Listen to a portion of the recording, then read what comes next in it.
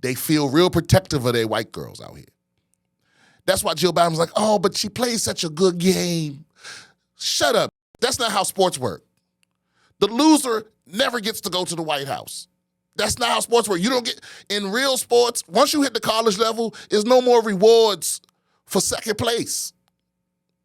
What are you talking about? Why? I would love to see her articulate why she thinks that they should be rewarded for losing. That's what the championship is for.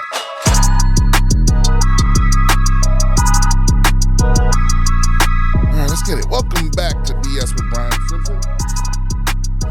I am your host, Brian Simpson.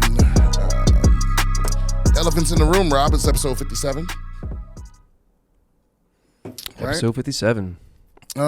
So, I guess the biggest elephant in the room is the Angel Reese versus Caitlin Clark situation, right? Some people are upset about the, Angel Reese taunting Caitlin Clark at the end of the NCAA women's tournament, the Final Four. And it's definitely a racial thing, right? And listen, guys, this happens every time. What a lot of people don't realize is the thing that launched the NBA, because the NBA used to be very, I won't say irrelevant, but it wasn't one of the top things that people watched. Magic Johnson and Larry Bird faced each other in college, and that heated rivalry followed them to the NBA, which launched it to the strata. Okay, and so what you got to understand is whenever any major sport, boxing, basketball, golf, whatever the fuck, whenever there's a great white hope versus somebody that's traditionally like a black person dominated sport, it always divides along racial lines. Now, for some reason, white people don't like to admit that. Where it's like, yo, you rooting for this person because they white, and you see yourself in them, right? Because listen, how many? Because this is very, very. This is tangentially related. Word of the day, tangentially. Hey. Yeah. Usually it's Rob throwing out the $5 words, but this is tangentially related to the trans athlete thing, right? Where it's like, all of a sudden, people that don't ever give a fuck about women's sports, all of a sudden got a lot of shit to say. They tuning in. This was the most that it's ever been watched. The NCAA women's finals. It's the highest ratings ever. All of a sudden, everybody know who Caitlin Clark is. They can't name another motherfucker on her team. All of a sudden, yeah, because again, obviously, racial stuff and racism is the third rail of social shit in America. Nobody wants to touch it. Nobody wants to admit that it's part of their bias or none of that. And nobody wants to admit that even though they never watched basketball or women's basketball, they tuned in because they heard it was a young white fucking girl with heat out there. Because she a beast. Caitlin Clark is a motherfucking bad motherfucker out here. She's the best player in the country. She, some people calling her the female Steph Curry, so on and so forth. It's all true. All the superlatives are true. Up against LSU, the biggest, blackest, most badass team in women's basketball. They was out there. Tigers. Yeah, and they were the better team. I mean, let's just be honest. I mean, it was them versus Caitlin Clark and also Rands. But my point is, it's just, so people don't like to admit that that's where we starting from. You know what I mean? And then the second part of that is white folks as a group generally don't like black athletes that ain't just happy to be there. That's not humble. And like they expect us to be, just happy to be around, just happy to have the attention. And it's like, because again, and I skipped over the most important part. There's a wrestler named John Cena. His popular celebration is this right here that he got from Tony Yayo, It means you can't see me, right? And it's sort of this running joke of people pretend like he's invisible, and it's funny. And Caitlin Clark did it last week, and then when she lost, Angel Reese did it to her face and was tapping her ring and all that. And this is another thing y'all don't understand, because again, you don't watch women's basketball. You lying motherfucker. So what you don't know is that Caitlin Clark is the biggest shit talker in college basketball. Correct. Other than her just banging down threes, she talked the most shit. That's why, of all the people that had a problem with it, it wasn't her. You ain't hear nothing from her. You know, all these talking heads and pundits calling Angel Reese classless and et cetera, et cetera. It's like, you ain't hear nothing from Caitlin Clark because she be out there talking that shit. You know what I mean? They all know what's going on out there. They know who be talking that shit. Because a lot of people didn't know Larry Bird was a shit talker until way after he retired, because we ain't have Twitter and all that shit back then. But Larry Bird was the biggest shit. He was the worst. Yeah, he was the worst shit talker. He would say the most horrible shit to people. You know what I'm saying? And so it's like, it's the same thing. Caitlin Clark be talking shit like Larry Bird. That's why she ain't had shit to say. You know, I'm probably sure she messaged her probably like, yo, I'll see you in the league. Because it's not over, and this is going to propel the WNBA. You know, but my point is, a lot of people conveniently just so happen to care about women's basketball, and conveniently just so happen to be rooting along racial lines, and conveniently just so happen to think the outspoken black girl is lacking class. You know, even though she was the MVP, she was out there talking her shit. So, you know, you gotta be, whether you willing to admit it or not, it is about race. Everything is about race, honestly. Most things are racial. You know, in America. In America, sure. Right, for sure.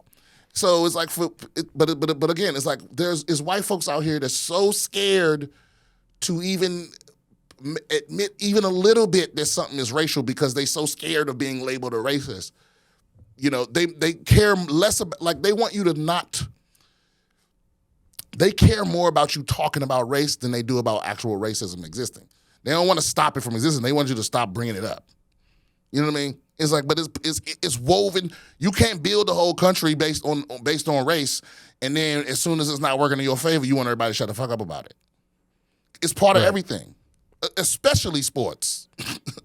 You know what I'm saying? Well, that's the whole respectability politics thing, right? Where as soon as non-white people get access to any power or status, then white society wants to police how they act within that position of status, like or celebrity. It's not proper and all that. Because I'm going to tell you what. Dude, Obama wore a tan suit. Right, exactly. Michelle Obama showing her arms. You know? like, here's the thing. Is talking that kind of trash a fucked up thing to do? Yeah. But that's what people do in competitive situations. You know? I mean, because I tell you what, if anybody on Iowa's team, so that's the other thing. That's the ultimate white versus black. Iowa versus LSU. Yeah. Iowa versus Louisiana. Rob's a little biased because he's from Louisiana. Right? So he's probably one of the few whites that would have been, you didn't watch the game, did you? No, I didn't. Yeah, yeah, because you're somebody that actually doesn't. But that's more because I'm. Here's the thing. Not a huge sports fan. If any sports team I've ever been on, if somebody did that shit to you, you know what the coach would say? What? Well, there's a way for you to stop them from talking shit. Exactly. That's within the rules. Stop them from whooping your ass. You know what I'm saying? If you don't, because I remember when, how long ago was it that people hated when football players celebrated in the end zone, when black football players celebrated? Oh yeah, that's always. It was too much dancing. You know who hate that? People that can't dance. Nobody that can dance hated it. And then it wasn't until like the Travis Kelce's of the world, you know, Dougie and shit, that all of a sudden they decided to rethink the rules. They was finding people when only black people could think of creative shit. It was too much. It was too flashy. You know what I'm saying? And then as soon as we saw Travis Kelce, Dougie, it was like, okay, well, maybe we should revisit. You know, it's like only the old fogies that can't dance don't want to see people dancing. You know, but it's like, again, there's a way for you to stop. There's a way for you to stop the other people from celebrating. Stop them from scoring. There's a way for you to shut them the fuck up. Yeah, if you win in the game, you ain't gonna have to see it shit. You know what I'm saying? If you win the game, they'll stop that shit for sure. So there's also an aspect of this where there are rules of engagement within. You ever heard the term magic circle? No. Well, I mean, it's like not in this context. Well, it's a term that comes from this book Homo Ludens, about means like humans that play, like playing man, and the idea that we divide the world up into like little magic circles where the rules are different inside this circle, right? And in sports, it's like there's certain things you're allowed to do. Like in a boxing ring, you can hit each other, right? And that's not considered assault or battery, right? Because you're within this magic circle where the rules are different. And in sports, it's like trash talk is part of it. It's all it's similar. It's similar to, and I mean, and obviously there are times where we go like, oh, that's a little bit too far, right? Yeah. Where even sports fans will be like, I remember I can't remember his name, but it was a hockey player, and he had like some rivalry with this other hockey player, and the one hockey player's dad had died like a week prior, and he said some shit about like, oh, I bet you're happy your dad isn't here to see this or some shit like that, and people were like, okay, that's a little too much, dog. That's okay, yeah, but here's the thing, it's not too much. Like, okay. Sure, well, it's too much, but here's the thing, it's over the line. But, sure, okay. But the whole point is to get you out of your focus. So if I've achieved that goal and my team didn't get penalized, then it's fair game. Because true. If we win the championship, don't nobody give a fuck. Like people will be every time they call us a champion, they might go, yeah, but remember he said that shit about his dad? Nope. Nobody's gonna say that. You know what I mean? And so it's like, because I assure you, the coach didn't think it was too far. All right, maybe. How did that guy play out? It depends on who you playing, because some people, like Terrell Owens, some people are activated by trash talk. Like you, that's a person that, you know, his reputation is you don't want to start talking shit to him because that make him play better. Some people are like that. Well, this is hockey, so they started swinging. Oh, okay. They went nuts on each other. They went real bad, and that's why everybody. So initially, I'll have to look up what it is and drop it in there, but initially they don't have a mic on them, right? So we just saw like one of them chirping, and then they just started going at it, and then they both got, you know, put in the penalty box for it, and then afterwards people were like slowing down the video, trying to read the lips, see what he was saying, and I don't think they ever found out exactly what he said, but it became pretty much well known that it was like, oh, he said some shit about his dad. Yeah, because I think they saw like your dad when he was talking, and everybody was like, it looks like he's saying. Not me. I'm the kind of player where I'll be like, fuck your dad. If you that sad about it, if you take the day off, then you know what I mean. Get off the ice. I guess. Like I don't know anything about hockey, but also if I'm a coach, I'm making the calculation of, okay, if my third best player get their best player in the penalty box, that's worth it. So you don't see a difference between, because I can see. I'm not a sports guy, so I can't really speak to this, but I could see an argument for there being like a level of acceptable trash talk where you're just trying to get somebody out of their mental game, right? So that their rhythm is off or whatever the fuck, versus you're trying to goad somebody into like throwing a punch so they get booted from the game. Is there a difference in your mind between those two things, or you're just like, no, it's all on the table? No, it's just the distinction that you made. Like, listen, right. It's words, and if you so fragile that my words get to you first, that's the point. The whole point of trash talk is to get you unfocused on what you're supposed to be doing and focused on what I just said. You know what I mean? And so, because I put it to you like this: we care more about the words he said and not the ass whooping. You know what I mean? Where it's like, right? Because guess what? If you come out there with a knee brace on, guess what? I'm gonna do everything I can to make you have to put all your weight on that leg. Okay, fair enough. And if you saying, "Oh, that's too far," then your ass shouldn't be out here. Can you play? Yeah. Then why you? If you don't want me going after that leg, you shouldn't be out here. I mean, that's how athletes. Athletes think. Well, okay, but are you extending it to like playground ball, or you're saying like if you step on the court? No. I'm talking about with stakes. Oh, okay. With stakes. I mean, okay.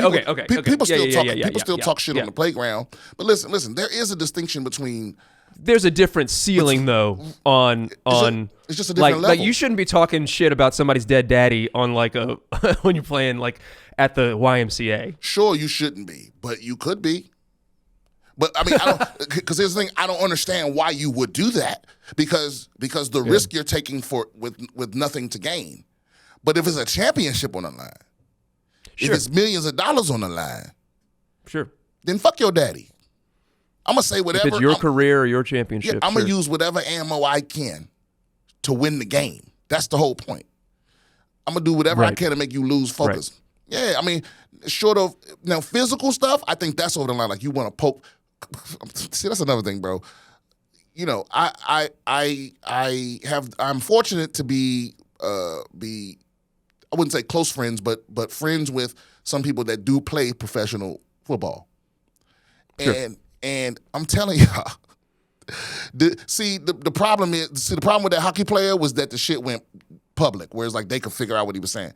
But some of the shit that's said, y'all would need some of the shit that's done. When you see when somebody fumble and they all dive into a pile, the shit that happens on the bottom of that pile would disgust most people. And the NFL knows what it is, and they haven't made it illegal because nobody can see it. Right? It was like the Ray Rice thing, where it was like, the NFL knew well before the rest of us did that Ray Rice knocked his wife the fuck out. And they let him play until TMZ got a hold of the video and made it public. Then they banned him for life. You know what I'm saying? It's like, it's nasty, dirty shit that's said. It's way worse shit than this right here. It's way worse shit than your dead daddy ain't here. It's way worse shit said than that. And listen, somebody might throw hands.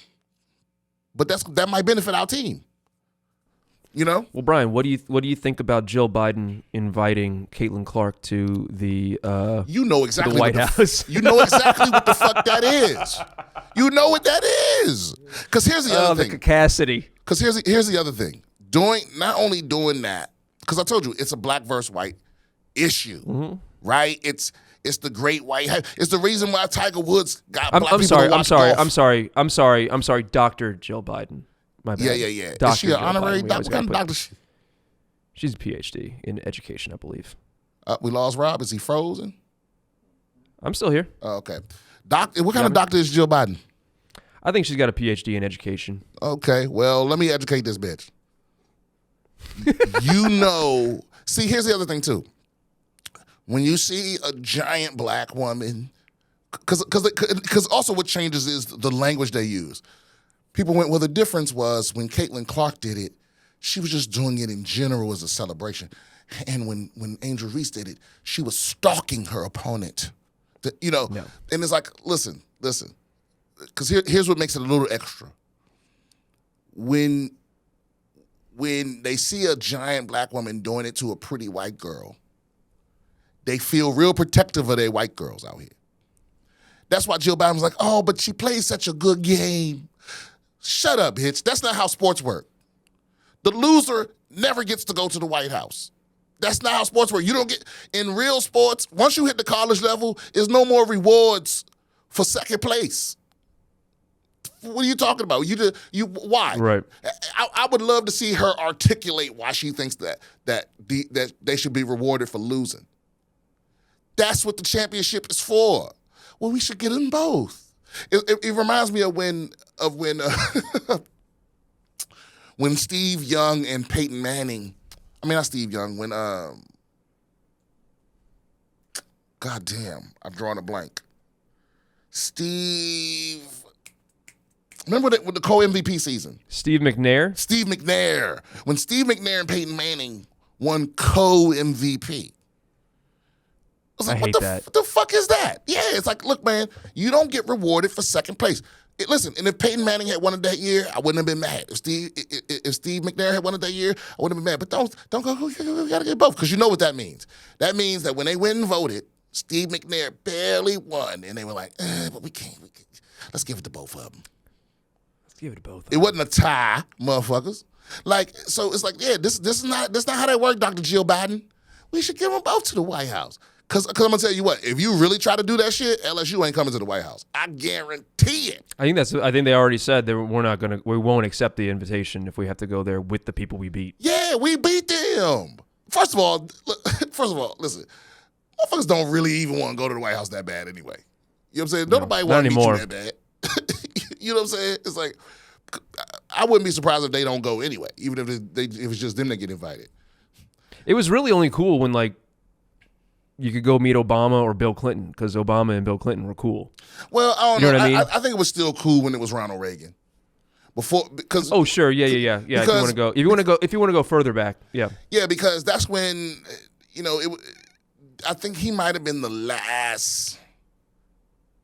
I think he might have been the last. Well, no, president I think that was still, that may have been.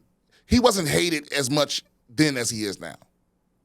Well, I think before, yeah, no, that's 100% correct. But I think prior to Nixon, people had a lot more respect, and there was a lot more shine on the office of the presidency. Period. Oh yeah, yeah, for sure. It was just considered like a lofty perch, and then after Nixon, that really damaged the office, and I think people didn't really care. And then Reagan came in, and he was extremely popular when he was in office, and then Bill Clinton was cool. I mean, you have George Bush Sr., obviously. Yeah. I mean, between them. Look, Bill Clinton was cool. If I won the championship, I would go to the White House no matter who was president. Just for the experience. I mean, it's just a good story. Yeah, but I don't know. Maybe not. I don't know. But the point is, it's like, you know why you did that, dear Jill Biden. Come on. It's like I don't know why people, because this is happening a lot this happens a lot in white America, where people act like, because they hate Trump, that all their other bullshit is, that they can't be on some racist shit. You know what I'm saying? Right. Or some racism shit. It's like, what the fuck you mean we should invite both teams? Come on, what is that? I would love for her to have to sit and explain that out. Like spell it out. Because they played a good game. They lost by 17 points. In a basketball game. That's not quite a blowout, but that's right on the edge. That's right on the edge. It's pretty bad. That's real bad in the championship game. They lost by 17 points because the reason why Caitlin Clark is the best player in the country is because, she was putting up 40-point games the whole tournament. She did it twice. Mm-hmm. But she was putting up, like, mad points. And the weakness in their team is that she's all they got. If she don't put up 40, they can't win. Right. And I think that game she put up 32 or 28. I don't know the stats. But again, I think they're both great players. I think the rivalry again is going to make the WNBA a little more popular. I think they both go and get drafted next year. It certainly drew my attention. I don't even watch men's basketball. But 30 points. She got 30 points. Yeah, she got 30 points. So it's like, listen, I will watch the championship of almost anything. And I always I'll watch the last 15 minutes of any basketball game. Yeah, and my friends, no fucking way I'll watch the beginning of it. Like, because there's things like, man, I have too many obsessions for me to be, I'm obsessed with the NFL football, but other than that, I have friends that keep up with it enough where I can sit down and be like, all right, give me the storylines. All right, and then tell me, So I love to watch good competition, but I don't have the time to follow all of the shit that's going on, all of the game, because I watch the tournament, but I'm not going to watch all, some people watch every college game and every NFL game and every NBA game. And something. You bring up a good point, though. You said, catch me up on the storylines, right? That's what gets people interested from out, because obviously any sport, right, you're going to have the super fans. You're going to have the people that follow all the stats and they follow players from this team to that team, and like they're looking at who's coming up from like college and going to go pro and all that kind of stuff. Outside of that circle, though, you have storylines that break through in mainstream culture. Oh yeah. Where it's like I hear about it, and it almost always is when somebody has beef with somebody else. And I'm gonna tell you what. I didn't start paying attention to this tournament until the last 4 games. Mm-hmm. And even then, it was just in my peripheral. I heard about Angel Reese. I heard about Caitlin Clark. Those were the names I was familiar with, and I saw highlights of what they were doing and all of this. But I didn't put 2 and 2 together. I didn't even really know where we were in the tournament. But then I woke up. My roommate was watching the final.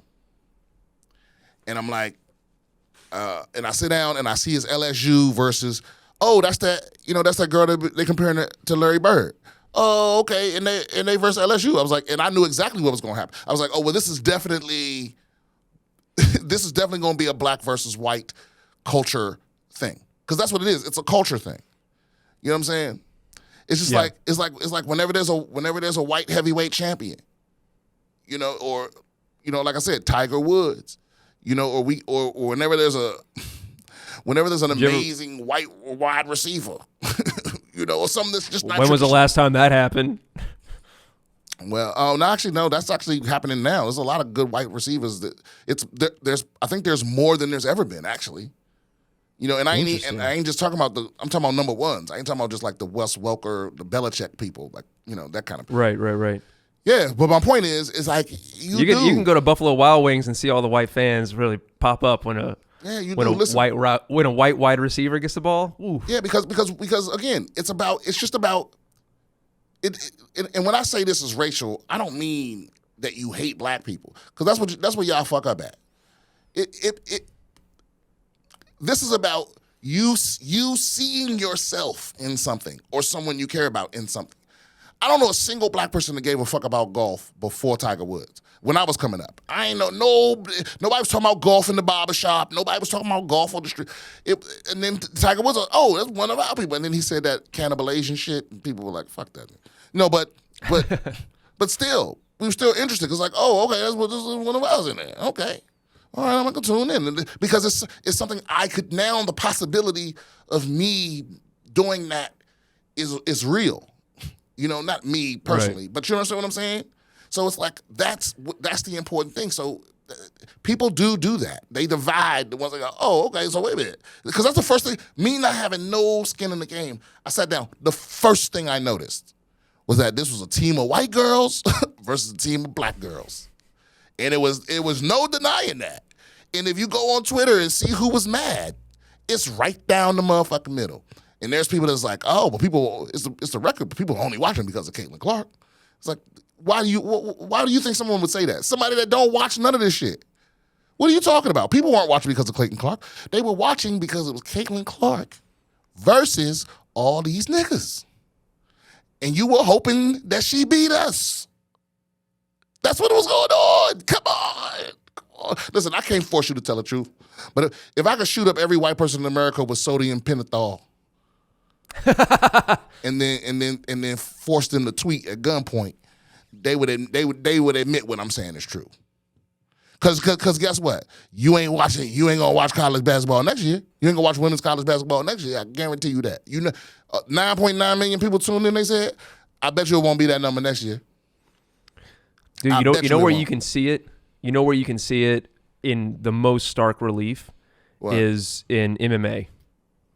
When you see like the storylines that get promoted in MMA, and like you see how people follow certain fighters and stuff, like it breaks down pretty obviously. Yeah, of course it does. And listen, here's the thing: the exceptions are the people that are actually fans of the sport.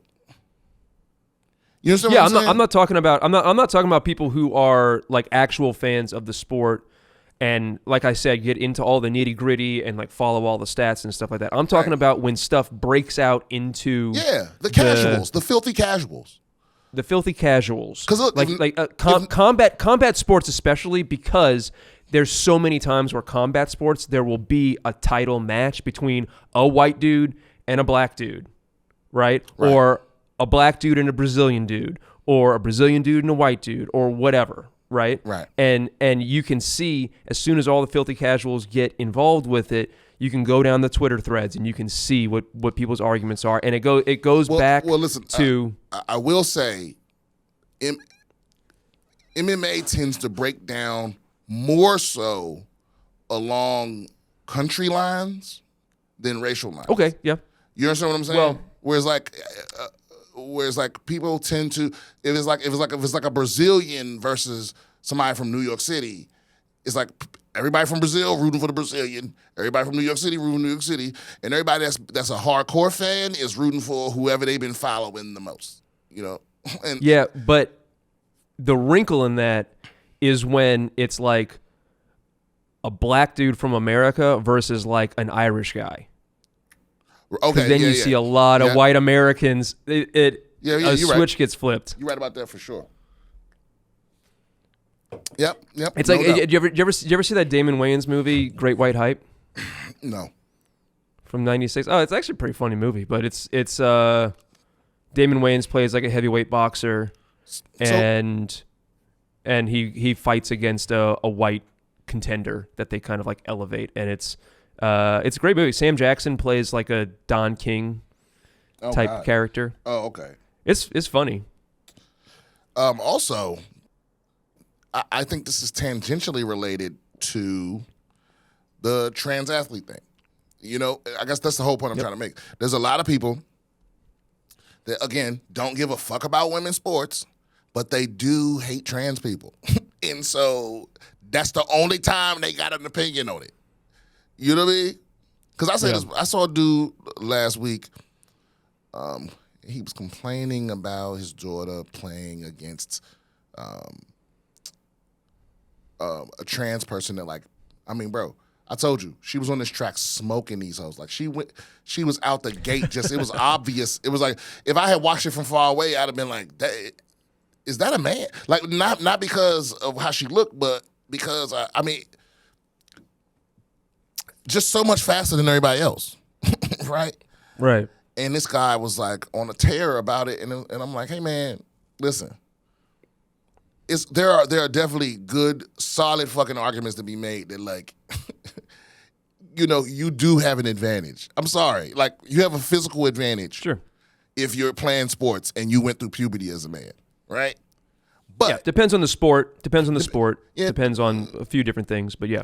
But the point is, my point is just this: if your daughter didn't come in second, I don't give a fuck what you got to say, because that's the only one that missed out on something. Yeah. Yeah. Your daughter was gonna lose. If your daughter was third, fourth, and fifth, she was gonna lose. Bronze don't get scholarships.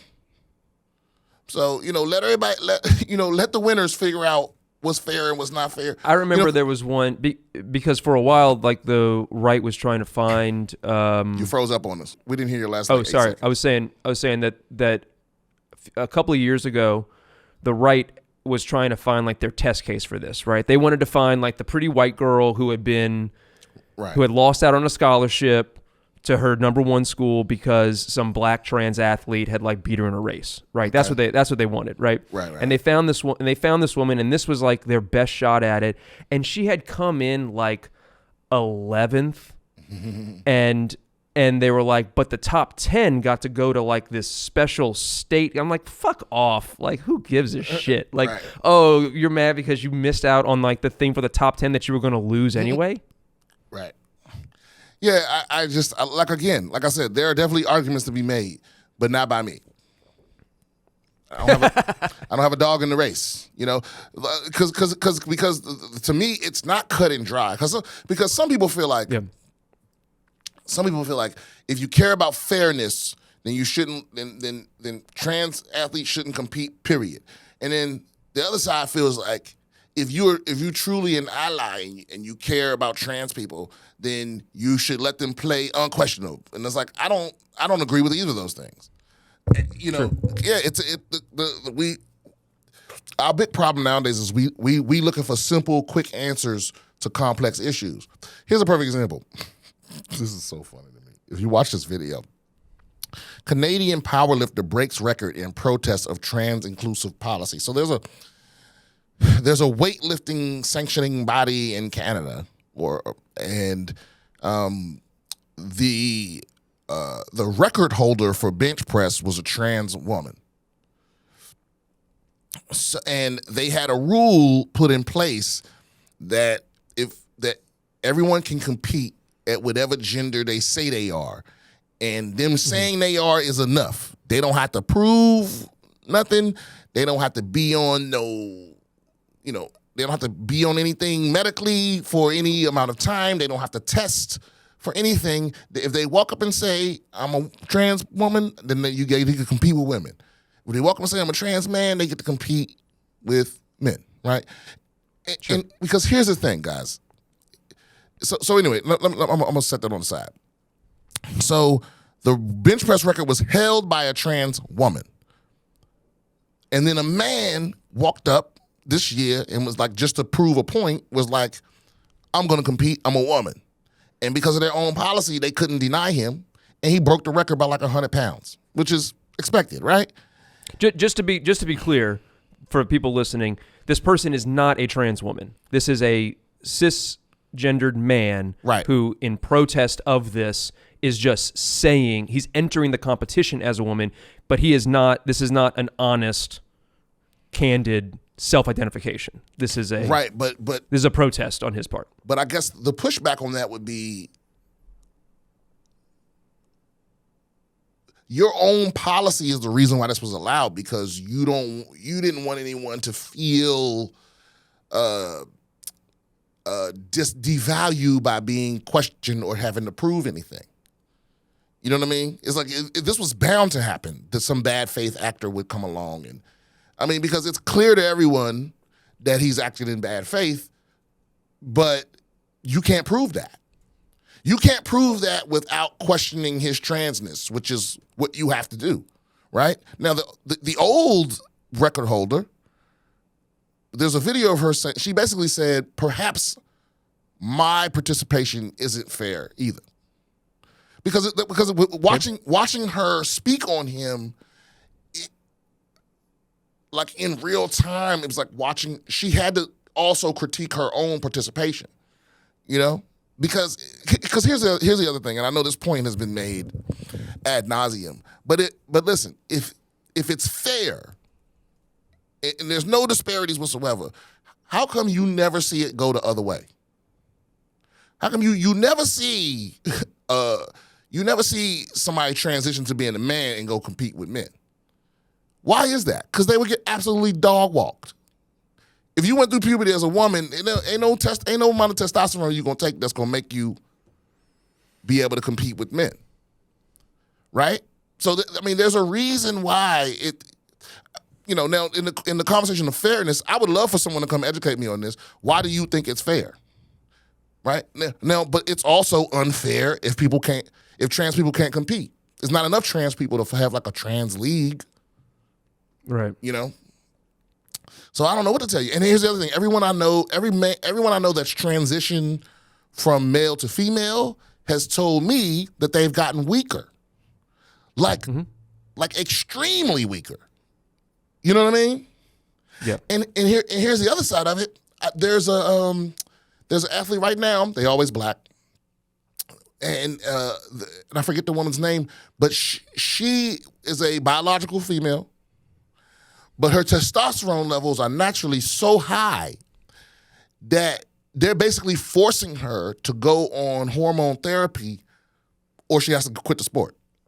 Are you talking about Semenya? I would have to I should have saved that hoe.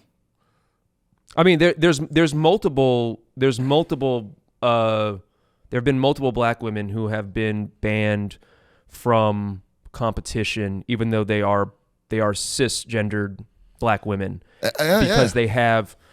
Now, I will say, I think one of the more famous examples is a woman who is actually intersex, but has grown up and lived her entire life as a woman, and so that's a little bit of another wrinkle in there. Well, when you say intersex, explain that. So there are intersex means that you either have you could have a genetic deviation from the standard like chromosomal. Like two section. It could be chromosomal. It could be you could have for instance, you could be XX chromosomes, but maybe you have instead of a uterus, you might have undescended testes, like internal testes. So those can produce higher levels of testosterone than other So women. you saying, hold on. So you saying you can have a woman's chromosome, and you can have a vagina, but you can also have testicles that's inside you. Mm-hmm. Ooh. Yep. It's very rare. It's very rare, but there are examples of that, and there are lots of. There's a whole panoply of different intersex conditions that people can have. What is panoply? I'm guessing that's like plethora. Yeah, a lot. Okay, a lot. Okay, well, yeah. So like I said, the conversation is more. It's not just black and white, one or the other, fair, unfair. You know, it's like there is a conversation to be had, but I think some people are, again, you have to be careful of becoming dogmatic, because in your dogma you don't really seek the truth. You're trying to win. You know what I mean? Right. It's like if there's nothing that could convince you or nothing that could satisfy you other than what you thought of in the first place, then you don't really care about the truth or justice or what's right. You just want to dunk on trans people, or you just want to dunk on transphobes or whatever, the other side. It's like, and I don't know what the right answer is, and I honestly don't think we're gonna come up with it anytime soon. You know, I think it's gonna. I mean, what do you think about this guy who protested this is exactly my point. It's like, I don't care about Canadian powerlifting. You know what I'm saying? So it's like the people that they use like you said, they use these things as like a proxy. Yeah. You know, and it's like, does it really matter? Because here's the truth: a trans woman had the record to begin with. Mm-hmm. You know what I mean? And when you see this woman, I mean, like, look, man. So to me, it's like, was it ever fair to begin with? I mean, this guy, I'm sure, has no intention of taking estrogen. Sure. Yeah. You know what I mean? But the woman that already had the record, it looked like she skipped a few doses of estrogen. I ain't gonna bullshit you. She's fucking huge, like huge. You pull her up? Yeah, they're all huge though. All the women. Powerlifters are big people. Powerlifters if you look at the records, right? She had already. Well, wait, because let me because for instance, it's like you know who Katie Ledecky is? No. She's arguably the best female swimmer of all time. And then there's Leah Thomas, right? Oh, and okay. Leah Thomas is a trans woman who is another amazing swimmer, but there are tons of threads where people are, where transphobes, honestly, are talking shit about who they think is Leah Thomas, but it's Katie Ledecky. It's a cisgendered woman. She's quote unquote biologically female in every fucking way possible, and it's just she's a swimmer. She's a professional swimmer. So she's tall, broad-shouldered, thick neck. She, from a distance, she looks very masculine because that's just what your body's going to look like if you're a world-class swimmer, right? Yeah. Or when you on them steroids that your coach slip you. Because that's another thing. That's the other thing. That's another thing that's happening in these sports too. It's like a lot of these women are on the gear. Well, that's why I wonder what I'm trying to find. It's hard for me to find it, but I'm trying to find the rules for this The Canadian thing? competition. And this is the thing. For the Canadian thing, if you look up this story, all of the results for it are right-wing news outlets like National Review or Fox News, and none of them that I can find. I mean, maybe some of them do, and I just haven't found it yet. But none of them link to the actual policy, that throws up red flags for me. Here's the other thing. No, I think I watched it in a YouTube video, and they had like a picture of what appeared to be the policy. But also this guy didn't seem like he had an agenda, even though all the comments were definitely people that don't like trans people. But the guy that made the video, I didn't watch any of his other videos. I guarantee you Fox doesn't have any other articles commentating on Canadian powerlifting. You know what I'm saying? It's just your chance. It's just your chance to shit on trans people, but you're like, I don't have the energy for that. You know, I don't care about Canadian powerlifting. And as long as everybody else in the competition is fine with it, you know, what clearly needs to be done here is they do need to change the rules. They need to change the rules so that you have to prove that you trans before you can. Because I mean, come on, who didn't see this coming? That if you put in the rule book, somebody can just walk up and say they're a man. Because listen, this did happen. You understand what I'm saying? Because I saw the video of the trans woman that had the record before. I saw a video of her responding to it happening. Because she wasn't competing in this event, I don't think, but she was volunteering.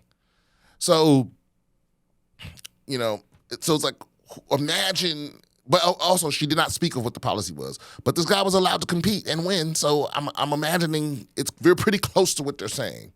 I would love to pull up the policy though.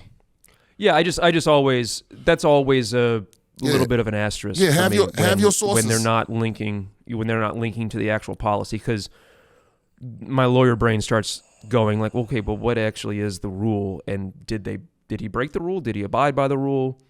You know, how could you? Because I immediately started thinking like, okay, well, can you just rewrite this rule to say that your self-identification you have to? Because I just found it. Make us, you know. I found it. You found it. Yeah, if you Google, so it's. Want me to just send it to you? Yeah. Okay, so got it. So I'll send you the link. Roberto. Wait a minute. Oh, there you go. I don't actually have you saved as Roberto. But this is the Canadian Powerlifting Union Trans Inclusion Policy. Individuals participating in development and recreational sport.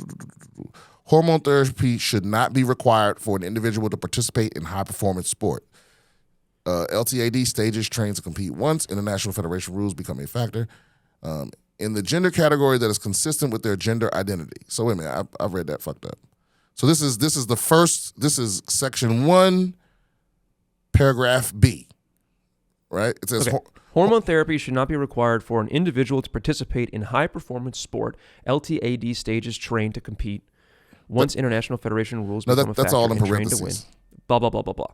In the gender category that is consistent with their gender identity, unless the sport organization can prove that hormone therapy is a reasonable and bona fide requirement. Okay? So that just says that hormone therapy should not be required. Right. And then the next one is individuals should not be required to disclose their trans identity or history to the sport organization in order to participate in high-performance sport, unless there is a justified reason requiring them to do so.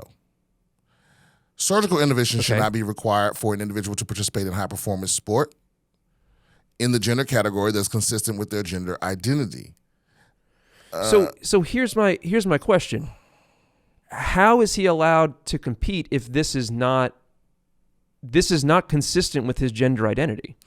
No, but what they're saying is he decides his gender identity, and he doesn't have to prove any of this. He doesn't have to prove that he's on hormones. He shouldn't have to show anything from his history, and he shouldn't have to disclose anything other than what he's saying when he signs up. That's what this means, right? But he's not abiding by the policy. Sure he is. Because this is not honest. This is not actually his gender identity. But he gets to define his gender identity. That's the point. He doesn't believe that. But how do you know that? A complete stranger isn't that what he said? Isn't that what he said? He said it after the fact. But I'm talking about he walks up to register for the tournament and he goes, "I'm a woman." You don't get to tell him that he isn't. You don't get to go, no, you're not really. Sure. You have to let him compete. Now, after the fact, he was like, I did that to prove a point. Actually, I didn't hear him speak on it at all, honestly. Okay.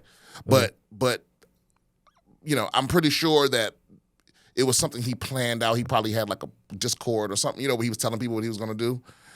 But their policy failed here. It's like, because here's the thing. This is what happens again when you try to be dogmatic. When you try to go through all this, when you speak in absolutes, where you're like, we're gonna be all inclusive. Well, no, you have to be exclusive. If you know what I'm saying, you can't just be like, well, we want everybody to be able to do anything without feeling shame about anything. And it's like, well, then this is what you get. You have to draw the line somewhere. Now, there's no stakes really in this. There's no real money in it or anything like that. Right. But it's like, this is what I'm saying. This policy will not prevent this from happening again. But do you understand what I'm saying though about like if the policy says that you can compete in your category, in the category that comports with your honestly held like gender identity. Oh, did it freeze up again? It froze up for a second. What I'm saying is, if the policy says that you can compete in whichever category aligns with your gender identity, that does not then give you the right to lie about your gender identity. Right, but they have no way of knowing if you're lying. They have to let you participate according to their own rules. Right. So then they let him participate, but then afterwards he says, "I was lying actually. When I proclaimed on the intake form that I was a woman, but I was lying." But listen, I don't think he said that. I think it's all the women that were in the competition that are calling him a liar. I mean, look, it's obvious to anybody that's paying attention. Well, but then it's not a protest, really. This is like in you know who Steven Crowder is? Yeah. He's Canadian. There we go. He's a Canadian troll and pundit and all that shit, podcaster. And I believe like Planet Fitness, they changed their inclusion policy to allow people of all genders to use the weight room or something like that. And so he went in dressed in a dress with a wig and like big fake boobs and all that kind of stuff. And the manager kicked him out because he knew who he was. He's like, "I know who you are. Like, I'm asking you to leave. I'm asking you to leave." And so he tried to make hay out of it by being like, "Oh, I'm being kicked out because I'm like dressed like this." And it's like, no, you're being kicked out because we know who you are and we know what you're trying to do. You're making people uncomfortable. And this isn't the same thing as kicking out a trans woman for whom that is their honest gender identity. Yeah, but who is to decide who's being honest? I mean, if Steven Crowder wasn't famous, like this guy isn't famous, I don't know. I don't even know his fucking name. Who are you to tell somebody that they're not trans? Who gets to decide? I mean, are you going to have like a trans committee at the front door going, not trans enough? It doesn't make sense. Well, my understanding of this was that this guy does not actually hold himself out as a trans woman. Does he hold himself out as a trans woman, or do they hold themselves out as a trans woman? I don't know anything else about this motherfucker. Like I said, he's not known to me and most people. But right. But again, when you sitting at that registration table and he walks up to compete, what are you gonna do a background check? Because your policy says that you can't. Your policy says that you cannot discriminate at all. Whatever he says he is, you have to let him do that. You have to let him compete in whatever gender he claims to be. So it's like, correct. That's a flaw in the policy. No, but what I'm saying though is that yes, you let him compete, which is what they did. They abided by the policy. They let him compete. He broke the record, and then now, this all changes if this person is actually trans, and that is an honest self-ID in their gender. That changes the situation. That's where you lose. I'm going off of what the what the article said, that this was a protest against the policy. That I think that is what he intended. But again, we have no way of proving that. I mean, listen, if you live in this part of Canada, or, you know, the trans community is very small. You know, if you live in this part of Canada and you ain't never seen this motherfucker in none of the trans forums, you ain't seen him in none of the trans clubs, you ain't seen him in none of the groups, you know he ain't trans. You know what I mean? You ain't. So here it says, okay, go ahead. No, what does it say? I was going to say, in the National Review article I'm looking at, it says, first off, it describes him as a male Canadian powerlifting coach. And then down here it says, Avi Silverberg, that's the guy, who does not identify as transgender, participated in the 84-plus kilogram category at the Canadian Powerlifting Union's Heroes Classic. Yeah, but look, right here. Look. Eligibility guidelines, section 6, paragraph 8. It says, individuals are not required to disclose their trans identity or history to the CPU or any of the CPU's representatives. Correct. Again, so their own rules say you get to walk up and go, I'm competing as a woman. You don't have to say you trans. You don't have to say anything. They can't question you at all. That is a failure. But it has to be your actual. This is okay. So this is a thing that comes up a lot whenever you have any law or any policy, right? Is it's not as if the people applying the policy are like bound in the way that like a fucking robot or a fairy is bound by the words of it. You can use reasonable discretion to determine whether somebody is abiding by the policy. How do you do that? And whether they're being honest. But I mean, we do it all the time. No, but the time. But you're talking broadly. I'm talking about this specific situation. Yeah, I'm saying in this specific situation, this person admits publicly that they are a man, that they are not transgender, and that is not their gender identity. According that to their who? gender identity is not woman. No. We have not, according to the article, the number one article that came up when I Googled. That's not a quote from him though. That is everyone else going, he is a man. He is not trans. I have not heard him say that. Of all the coverage I've seen of all of this, I haven't heard him say that. And again, if you're letting this man in the competition, you got to let him compete according to your own rules. He don't have to tell you if he's trans or not.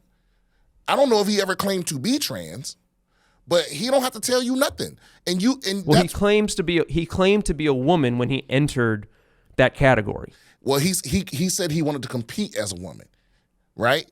I don't know if he claimed to be a woman. I wasn't there. Again, I don't have no quotes from him. The policy is that the policy that you linked, the CPU policy, is that you are allowed to compete in the category that aligns with your gender identity. Correct? Right. And you can and what they allow you to do is self-declare. Right? So there's plenty of no instances. That's what it says. Right? That's what it says at the top. But again, down here it says you're not required to disclose your trans identity or history to anyone. Representatives. Wait. Okay. Wait. This is important. This is an important distinction. So what that is talking about is that when you say I am a woman, you do not need to disclose whether you are a cis woman, whether you are a trans, or whether you're a trans woman. You just have to say woman.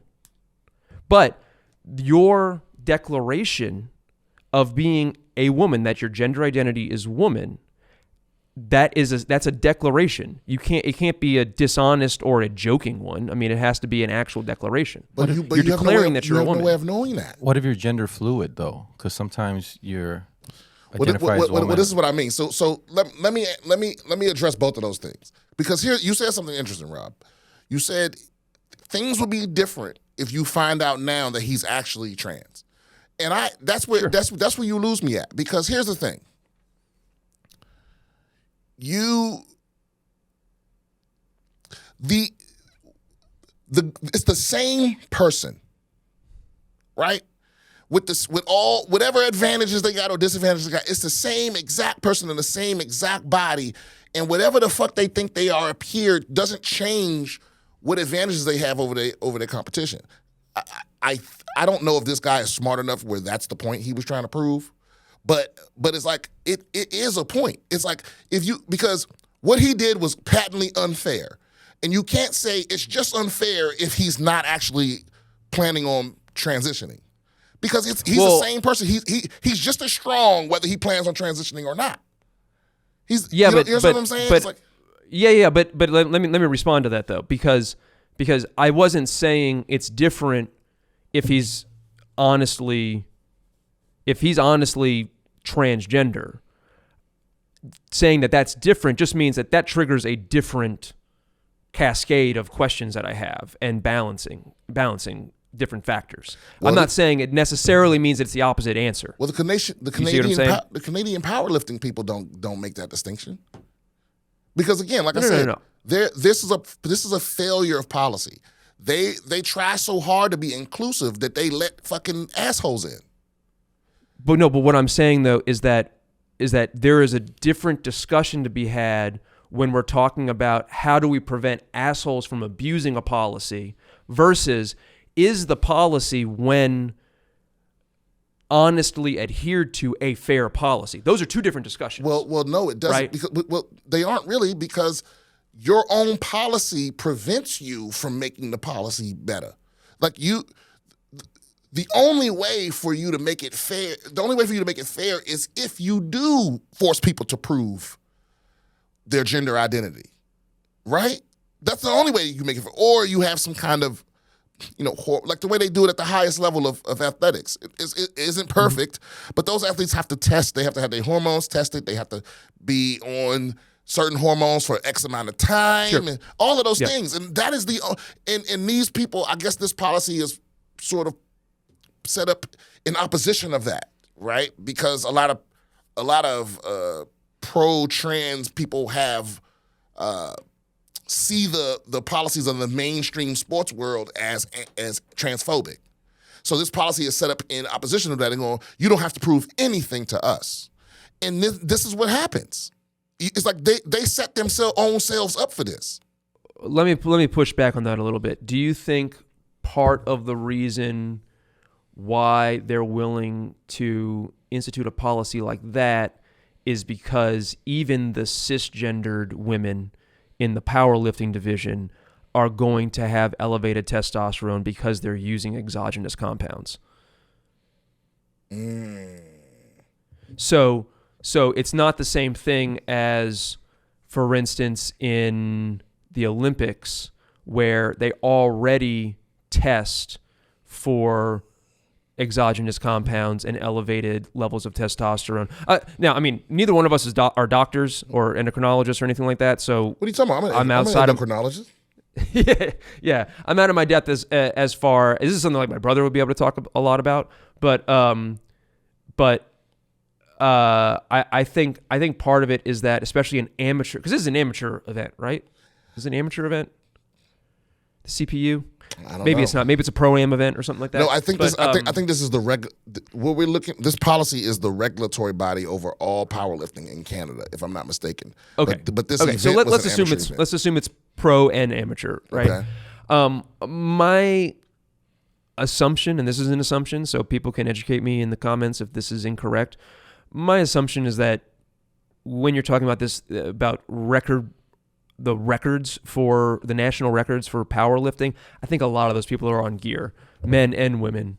And so it'd be very difficult to create a policy that threaded that needle, right? Where it allowed people to, because they probably don't even want to have that much testing, right? That's part of the issue with even bodybuilding, right? Is like they have natural bodybuilding competitions where they do test people randomly and stuff like that, but those aren't the big competitions. The Arnold Classic and stuff, they thread the needle where everybody there is on PEDs. Yeah, almost nothing amateurs tested. A lot of the Brazilian Jiu-Jitsu shit, those motherfuckers on everything. You know? Yeah, exactly. So that's another wrinkle to this whole thing. And listen, by the way, don't educate me in the comments. I already know everything. Okay? I'm a blue check mark on Twitter. Speaking of Oh, that, that's a lot. Okay, we got to move on to that. Yeah, we've been going back and forth on this. Rob obviously is a big old transphobe, and there's going to be no convincing him to do what's best for the trans community. And I do know what's best. Yeah. Yeah, I'm a blue check mark. You got a blue check mark, Rob? No, I don't have. I have a private account. On Twitter. No. In all seriousness, let's talk about this. This is insane. I got off the Elon train a long time ago. For as far as Twitter goes, but goddamn, this was such a stupid thing because this is the most evil Twitter policy, I think, because it plays on people's insecurities. Listen, guys, the blue check marks originally came around to stop people from impersonating celebrities or notable individuals, but brands, and brands, right? But that term notable, that grabbed people by the fucking balls. And so it very quickly, the blue check mark turned into a status symbol. It meant you were somebody, right? And now people are so obsessed with appearing to be somebody that they're buying the blue check mark. Now, I think one additional thing to bring up is also a lot of people who were not necessarily notable in a general sense got the blue check mark because they were notable within a very narrow or small community. So I agree. So they might be journalists or they might be scientists who aren't famous or anything. Or you could be just like your local weather woman and you could get a blue check mark. Yeah, exactly. It was just to keep people from pretending to be someone that had influence. Now, I don't want to say I'm in the middle on this because I'm most definitely on the side. But here's the truth. There were a lot of people that were paying for blue check marks before it was, officially a price for it. You know what I mean? You could pay. For example, you could pay 2 or 3 blogs to write articles about you, because that's what happened. When you apply for a blue check mark, you had to submit 2 or 3 articles that mentioned you and all these other things that could prove that you were important or whatever the fuck. But here's the other side of it. The policy was never really applied evenly, but it generally worked. Here's the other side of it. Twitter knows, and this is straight from people that were around when the blue check mark was conceived. They know that most of the engagement on the platform comes from the blue check marks. It comes from the people that have the most reach. So this was an interesting thing. When they first came out with Twitter Blue, people thought it was ridiculous.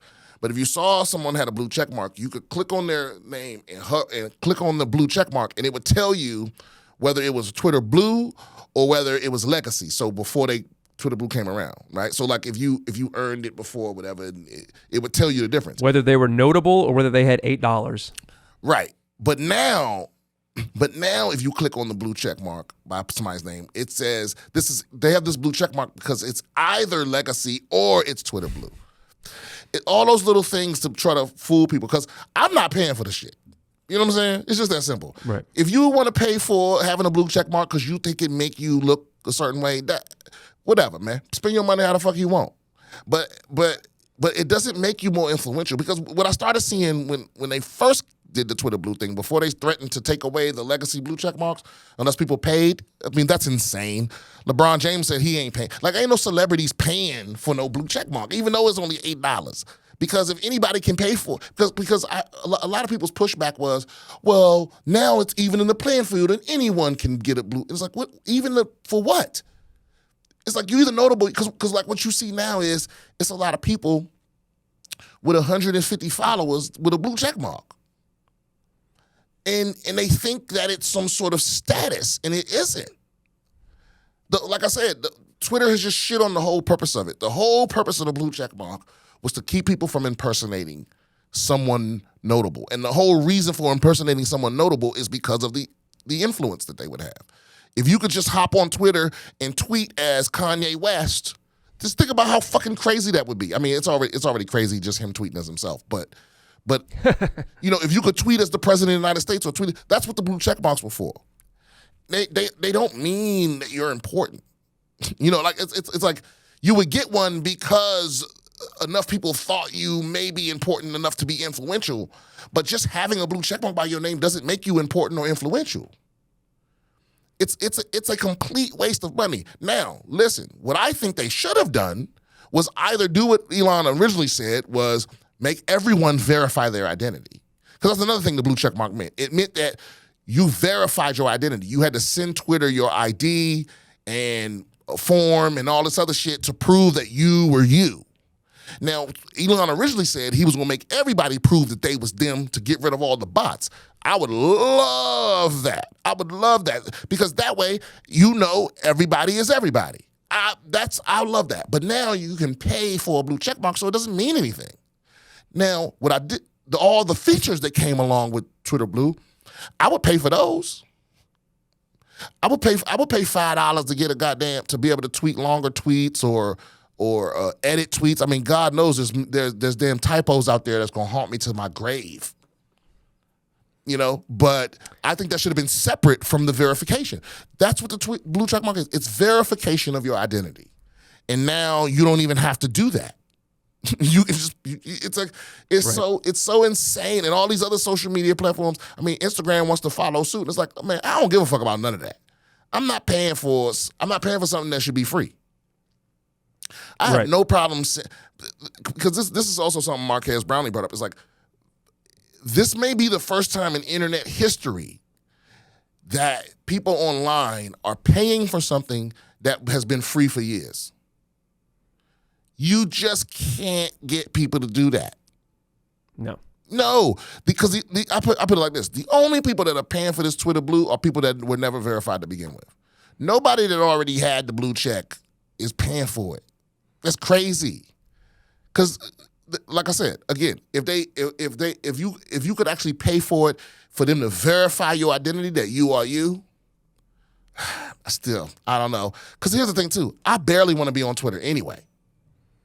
Yeah, Twitter sucks now. I can't tell you how many times I've deactivated my account or gotten rid of it. I think this is my third Twitter account, because it's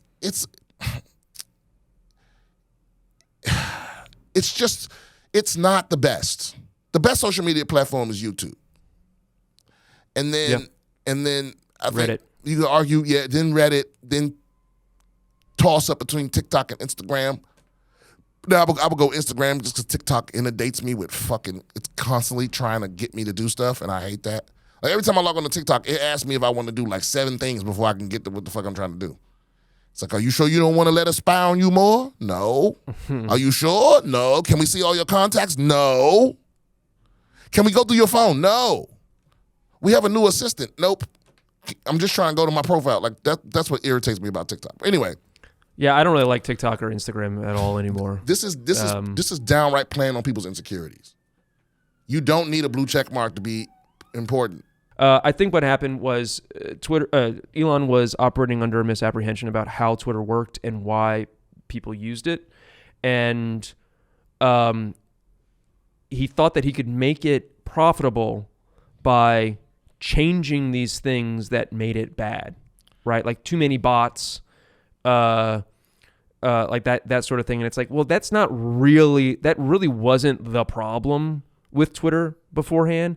And there is no like technological change that he can make that makes it more user-friendly and generates revenue. Those are the two options he has. He can either make it better for the users and make people want to use it, or he can try to extract value out of the users and make it shittier.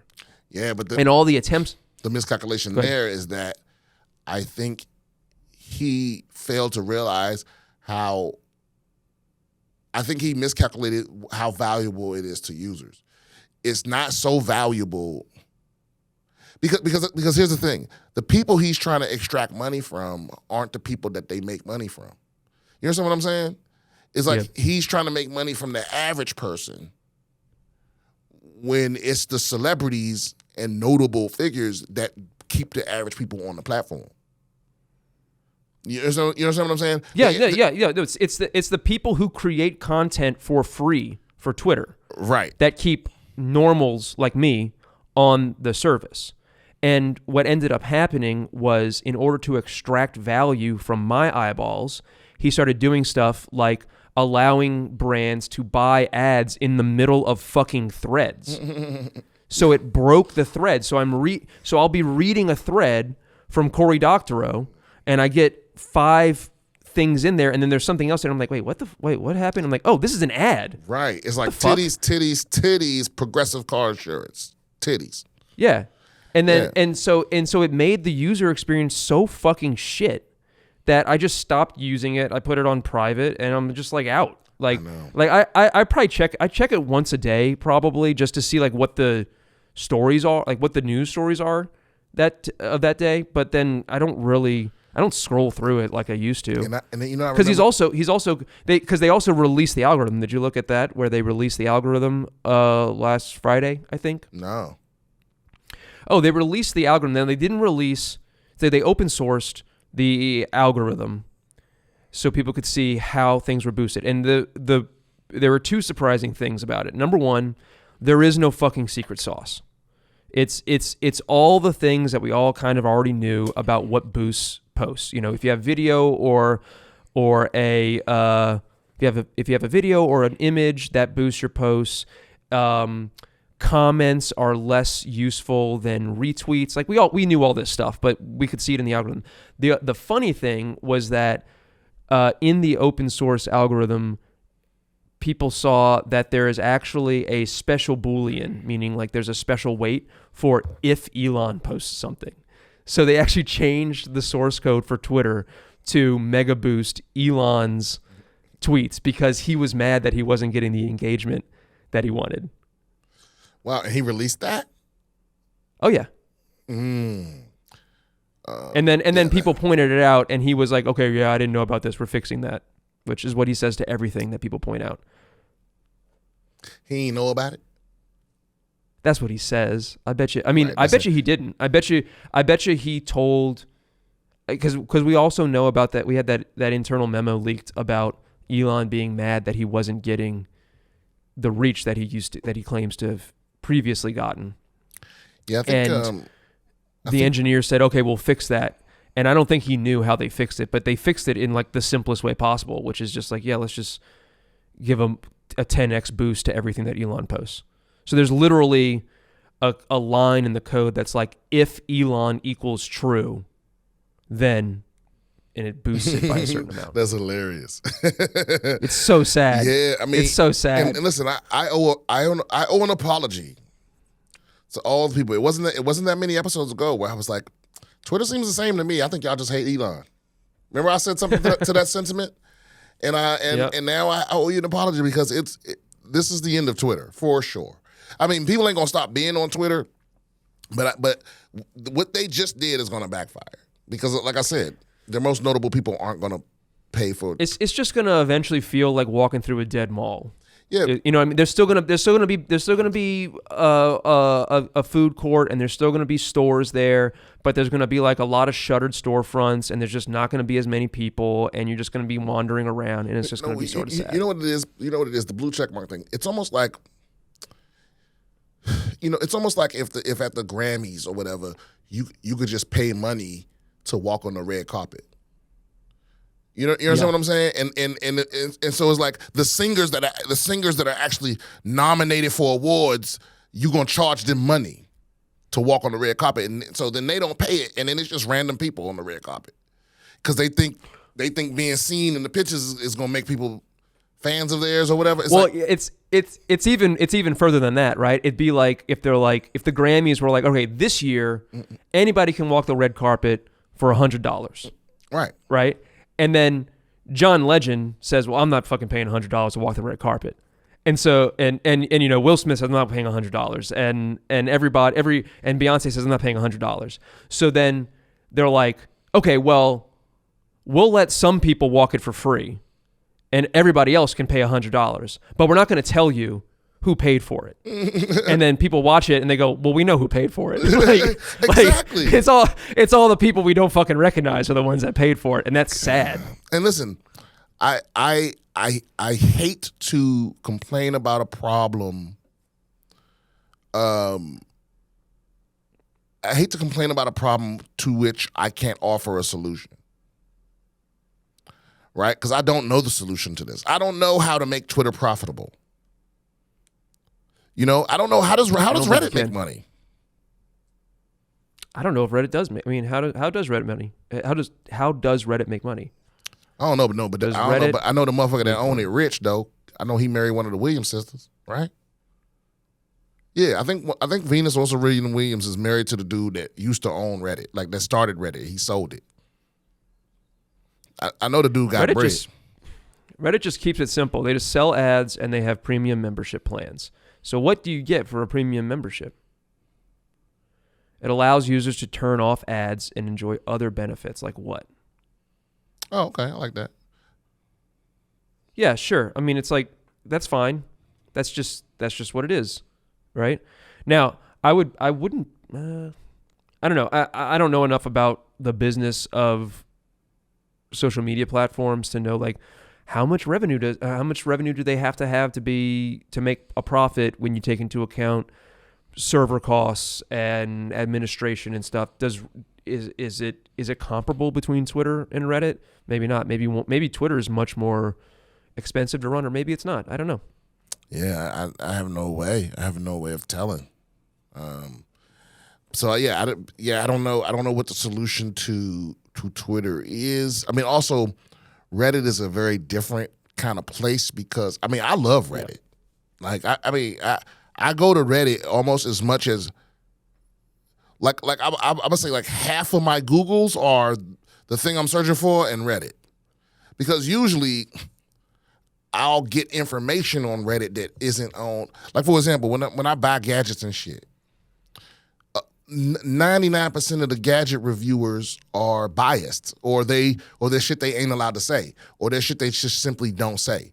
Like you don't hear about the glitches. Like so many times I've bought something from a review I saw on YouTube that told me how awesome it was, and then I received the thing and there's some kind of issue, and then I Google and then I search Reddit and it's like, oh yeah, this has been a known issue for a year and a half, and it's like, and none of the reviewers said anything about it. You understand what I'm saying? It's like there's. Oh yeah, no, I do that every time we vet a new advertiser for Fanico. I always go to Reddit, because if you just Google, like, I don't want to say like a particular advertiser or whatever, but like if you Google a brand, then the first whole page is just either ads or like procedurally generated fake websites with positive reviews of that product, right? That's the first thing that every company does for their SEO is they do that. But if you go to Reddit, you'll get, if people are talking about it, you get more honest stuff, because people will be like, I wore those shoes and they fucking suck, or I tried that product and they didn't give me a refund, or whatever, whatever it is. You'll hear people's negative experiences with it. Right. And you especially got to watch them for the reviews that have like trust in the title. Mm-hmm. It's like, trust me reviews, trusted reviews. It's all bullshit. The most believable, yeah, it's all the hand on the Bible reviews. It's like, it's all bullshit. Yeah. And lastly, speaking of bullshit on Twitter, the Trump arraignment. Wow, Rob, we actually stuck to the schedule today. I know. It's a beautiful thing. Trump is being arraigned. Liberals are taking the bait. I don't understand why. And again, guys, some people, they watch this podcast and they assume that they know mine and Rob's politics. And you're absolutely wrong about us. Most of you are. You know what I mean? I don't know. I am a liberal. That means we're right, Brian. Yeah. That means that we're right, because we're not predictable. Right. I am a liberal mostly ideologically, but I don't like liberals as a group. I don't put myself in the group just because the way people behave in groups. People get dumber, and there's ideology, and like I said, there's dogma, and I don't subscribe to all of that. But when I talk shit about liberals, it's almost like me talking shit about like have you ever had a job? Have you ever worked somewhere and you hate the place because you love the place? Like you see it being mismanaged and misrun, and you're like, man. It's like, that's what it is. It's like, I wish that the Democrats were better. I wish that the left was better at strategy and focus. You know, the right is the right politicians are very focused on doing evil shit. You know? Yeah. And and it have been for a long time. Like the whole hostage situation in Iran to get Jimmy Carter to lose the election. Like shit like that, that's crazy. Like, that's so diabolical, and liberals would never even think of it. You know what I mean? It's like, So anyway, I'm tired. I'm just tired of being on the losing side. We lose for the dumbest reasons. You know, because I don't give a fuck what excuses you make.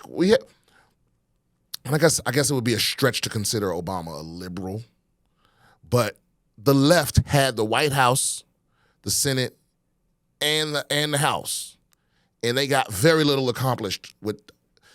And so that's what. To be fair, they only had that for about 4 months. But I would say that Obama is like the quintessential liberal. I just don't think liberals are very left. Well, I'll put it like this: they only had it for 4 months. Yep. What do you think would happen if Republicans had the House, the Senate, and the White House for 4 months?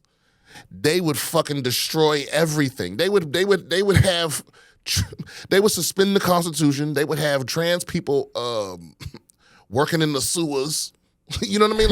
Like they would just invent all these. I mean, it's like it'd be some sort of unholy combination of The Handmaid's Tale and Back to the Future 2. The left are so afraid to play dirty because they're afraid.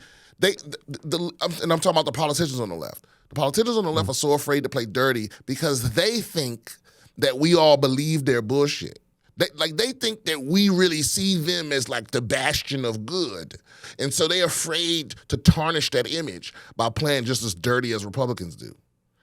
And it's like, nah, motherfucker, I want a dirty motherfucker to do some lefty shit. That's what I'm tired of. Yeah. I'm tired of losing to motherfuckers that's willing to do anything while we over here trying to still maintain that we good people and all this. I'm like, yo, fucking burn something, blow something up, do something exciting. Anyway, Trump is being arraigned, and again, liberals are taking the bait. Listen, guys, this is a distraction. This is a distraction, just like the school shooting by the trans person is a distraction for the right. Because I think it was Rob with this fantastic quote, what should really fucking scare you is the shit they agree on. That is a Rob original. Yeah, because I probably heard it from somebody else. Yeah, and I've been saying it since I heard it. Heard you say it. Because it's fucking true. They got us, the people, arguing over, you know, where Drag Queen Story Hour. Yeah, Drag Queen Story Hour. Whether this powerlifter should keep the record, whether Trump is getting the ring, you all celebrating, yay, yay, yay. And guess what? They basically passing the Patriot Act fucking 2.0 on your ass. Have you seen this shit? Yeah. These motherfuckers they want to be able to spy on everybody and everything. They're calling it the Ban TikTok Act or whatever. And I'm like, it's not gonna just ban TikTok. Matter of fact, I ain't even see TikTok in the bill. All it's not in the bill. It gives this bill coming up. It gives the Secretary of Commerce. Neither is Tencent and neither is ByteDance. Right. There's no company specifically named in this bill. Nope. No. The bill gives the Secretary of Commerce the power to declare you, what's the word? You know, persona non grata. Well, it gives the Secretary of Commerce, so it allows them to deem certain other nations adversaries of the United States and cut them off from the American internet. And then it allows them to put you in jail and fine you tens of thousands of dollars for using technological means to circumvent their blocking them from the internet. So, for instance, they could deem North Korea an adversary, and then if you use a VPN to access North Korean internet, then you could go to jail. And it gives them broad powers to spy on you to determine whether you're doing that. That's the real danger. The real danger is that it gives them extremely broad ability to access and log your data. Look, I'm going to bless y'all with this little rundown right here. This is Section 3 of whatever the fuck the name of this bill is. It said Restrict Act. Imposing and enforcing any mitigation measure to address, let's how many any's are in here, to address any risk arising from any covered transaction by any person or with respect to any property subject to the jurisdiction of the United States that the Secretary determines, right?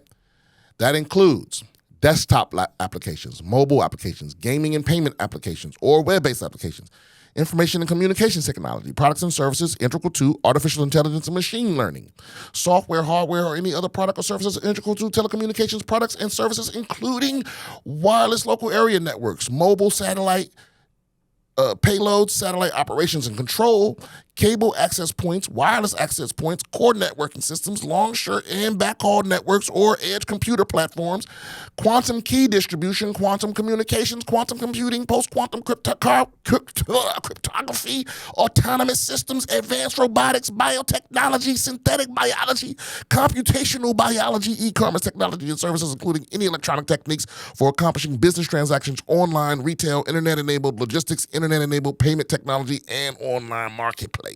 That okay, if that was too fast for you, it's technology in there that don't even exist yet. So basically, this gives the Secretary of Commerce the power to do anything with respect to technology or the web or information. This is out of control. This is way scarier than letting Trump not go to prison for paying a porn star. Is what I'm trying to tell you. This is the biggest violation of your privacy. This circumvents. Wait a minute, which amendment is privacy? Is it Fourth? Fourth Amendment is search and seizure. Right. So this circumvents the Fourth Amendment for the modern age. I think there's also definitely a First Amendment violation here as well. We should be a little more complicated, but we should be doing the opposite of this. We should be amending the Constitution to bring the Fourth Amendment up to include technology. Like this is fucking crazy what this is. And I don't know how far is this bill now. Is it through either house? I'm not sure where it's at right this second. This is absolutely fucking terrifying to me. Restrict Act. Let's see. I'm pulling it up right now. Latest action, read twice and referred to the Committee on Commerce, Science, and Transportation. So they're going to go through it and they're going to rubber stamp it because it was introduced by a Democrat, but it is co-sponsored by so Mark Warner, who's a Democrat from Virginia, was the one that introduced it, and then John Thune, who is a Republican from South Dakota, co-sponsored it. So, and bro, you know what's so terrifying is I've brought this up to people I know from all sides of the political spectrum, and none of them seem to be concerned. But they arrested Trump. Watch the trial. Oh my God! But they banning, they stopping trans kids from getting hormones. We got you. That's how people think now. You fucking idiot. This is the scary shit. They're distracting you by throwing you little crumbs of what you want. This is the shit that we should all be united. When they unite, we should unite against it. That's the signal. When a Democrat introduces a bill and a Republican co-sponsors it, I'm trying to tell y'all, this is a wrap.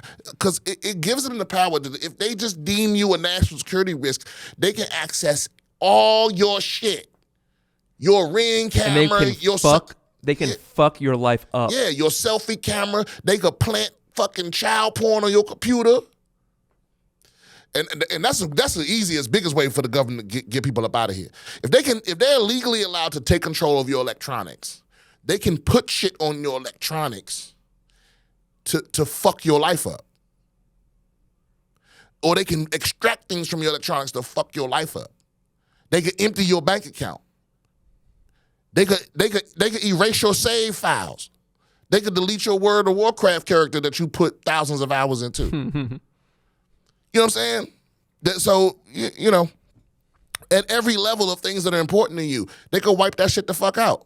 They could change your college grades. You know what I'm saying? They have access to. This is the Patriot Act for technology. This is also a way for them to get compromise on people. Yeah, compromise. Right, that's what I mean. Compromise meaning compromising information. Yeah. Right. So should we let everybody know? Should we publish your top 10 most searched terms on Pornhub? Right, and that's the thing. They don't even have to inform you. You're a national security risk. Now we just watching everything you do. I'm telling y'all, man. I don't know who need to know. I don't know why it's not being covered more widely by these so-called news outlets. You know, I have no idea why. I only heard about it from a motherfucker on Twitter. No, actually, no. I heard about it from Rob, who sent me a link to a motherfucker on Twitter. Was it you that sent it to me? Yeah, I think so. And so it's like, I didn't hear this from a pundit. I think I first heard about it from Above the Law, which is a law blog. So why isn't the media talking about it? It's because it's all a farce. Like the Democrat that submitted this, that motherfucker need to get voted out. He should probably go to prison. This stupid motherfucker. Because you know what's gonna happen is they're gonna fuck around and pass this, and he gonna be the first motherfucker they get at. Yeah. Your signature's on here, but it's funny you signed this because you're a threat to national security. Now I'm gonna send your wife pictures of all your hoes. Man, it's we have to let every single person, I mean, whether you're a Democrat or Republican, you have to let all of your representatives know that you will vote for their primary challenger if they sign this bill. Oh man, I'm just that's the only thing that they react to is losing power. Nah, man, so I think it need to be bigger than that. Yo, everybody need to sabotage at work. We need to pick a day, Christmas Day, 2023. Everybody need to. Well, I guess we're all, hopefully we're home on Christmas. Yeah, everybody need to just Control-Alt-Delete at work, or just, no, that's not gonna work. You actually everybody need to defragment every hard drive they got access to. No, that's not gonna work either. What's what I'm trying to say? Not defragment. Reformat? Yeah, reformat. Everybody need to reformat every hard drive they got access to at work. It's like the end of Fight Club. And all those buildings, with all the buildings with the servers start coming down. Can you imagine if everyone at the credit bureaus did that? For real. You don't have to blow up no buildings. But if you just reformatted all the hard drives, because I guarantee you, that shit ain't up to snuff. So this is another thing that's so funny to me. How big of a magnet would you have to have in a van in the basement of the credit bureau's server building? Well, they probably have dispersed shielding. No, but they probably have server. Yeah. Little server. Obviously, it's backed up multiple places. Although, you know what? Every time you look into it, not that I've ever looked into anything like that, but every time you look into it, you see how few redundancies they truly have. Well, that's the other point I was trying to That's why make. they're able to take down like gas pipelines in Europe with like one fertilizer bomb. Well, that's the other point I was trying to make is it's wild to me for the United States government to basically wage electronic warfare on its people when they are the least prepared. Because it would shock you. I mean, it wouldn't shock you. It wouldn't shock some of you, but it would shock most of you of how prepared and underarmed the government and government-funded agencies are for this kind of shit. You know, a lot of them have a very rudimentary understanding of how all this shit works, and a lot of those agencies are headed by old motherfuckers that don't really get it. They don't really understand. You know what I mean? That's why, you know, and it blows my mind how willing liberals and conservatives are to take steps towards fascism, so long as the fascism benefits them in their eyes, or so long as it doesn't harm them in their eyes. And they don't realize that, like, you know, for example, in Florida, people love to give the conservatives in Florida love to give the governor power to ban books, right? Because in their mind, that power will only be used to ban books that they don't like. Right. But you have to understand, again, when you gave up power, you're not giving power to Ron DeSantis. You're giving power to the governor's office of Florida, and he ain't always be in there. So what happens when the next election come around and it's some fucking libtard? What if Rob's the governor of Florida next election? And he decides, oh, you know what? Because somebody did this already. Somebody tested it already, where they read a passage in front of these people, and they were like, we should ban this book. And people were like, yeah. And then they revealed this is the Bible. We talking about fucking in here, fucking and murdering, and like, oh yeah, get rid of that. It's like it's the Bible. Oh shit. You understand what I'm saying? Like, what happens when someone... you can't say out one side of your mouth that you're a free speech absolutist or that you're a supporter of the First Amendment, and then turn around and say out the other side of your mouth that, oh, and then also we're going to get rid of all these books in schools. Yeah, like we shouldn't ban anything, but except this one thing. I mean, you can say that, but you're a fucking hypocrite. You can say that, and you're a piece of shit, and you're short-sighted. You think that, again, as long as it benefits you, fascism is okay. And you don't understand. You're actually giving that power to some crazy person in the future. I mean, I would argue Ron DeSantis is a little out of his fucking mind now, but he ain't crazy. The motherfucker's just evil. I would too. You know? Yeah, he's just evil. But what happens when, again, when somebody that disagrees with you, that dude is, I would never ever move to Florida. But that dude is the things that the people have given him the power to do are kind of insane.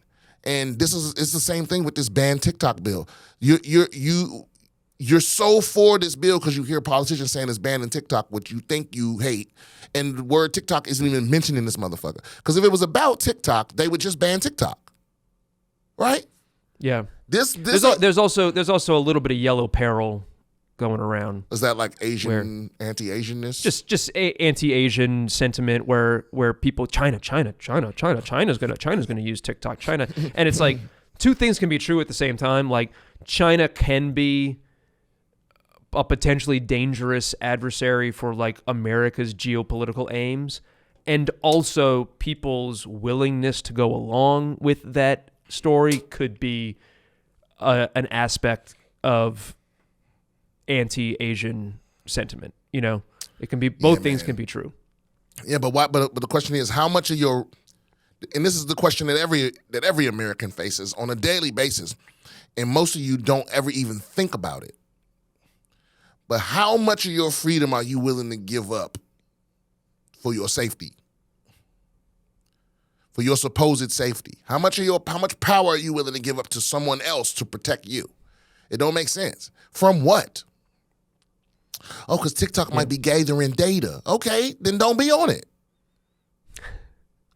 This kills me how people are like, I don't like this particular thing. No one should be. What do you mean? Well, but then fine. Like if the problem is that TikTok is gathering data, then write a law that punishes them for gathering data and makes it illegal for them to gather data. They don't want that. They don't want to make that law because the government uses the data that Facebook collects. They use the data that TikTok collects. They use the data that Twitter collects. I had another article in here that we don't have time to go into, but ICE has been using data, has been getting data from Facebook on people's like abortions and on people's immigration status, and they're using it to find people and enter them into removal proceedings and harass them to enter their family members into removal proceedings.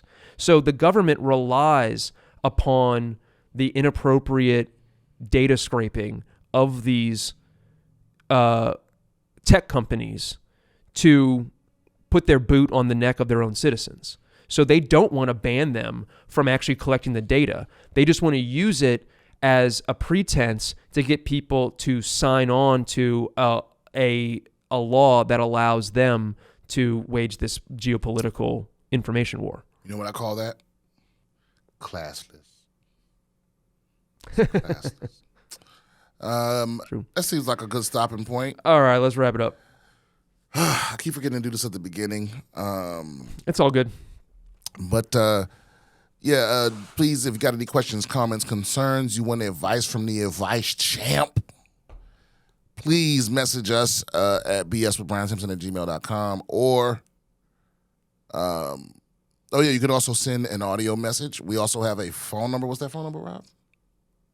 Oh my God. Wow, dude, you're fired. Dude.